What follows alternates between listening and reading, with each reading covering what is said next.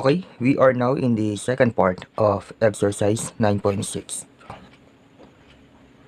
So, in the second part, just like the first part, ay pareho lang yung proseso, but we have the points or the given points now. Okay, para malaman natin, let's start with number 7. Number 7 is the slope of y squared over x through the point 1 and 4. So, 7.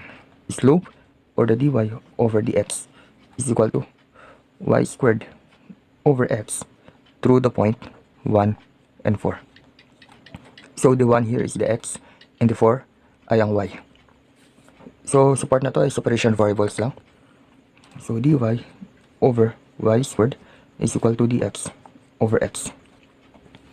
So, integral, bali magkakaroon tayo ng that's negative 1 over y is equal to natural logarithm x plus the constant. Since may value tayo ng x and y, isab natin dito sa equation na to.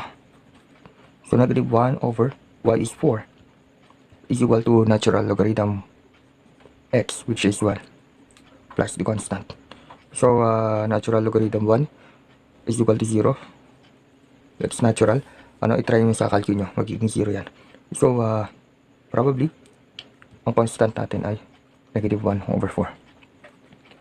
So, i-rewrite natin with the value c. So, negative 1 over y is equal to ln x minus c, or the constant, is equal to 1/4. Okay?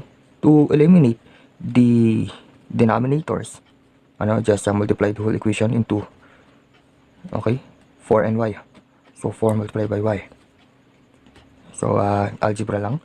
Bali magkakaroon tayo ng negative 4 is equal to 4y ln x minus y.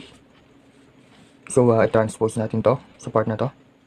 Kaya magiging 4y ln x minus y plus 4 is equal to 0. Or, pwede natin i-factor out yung y.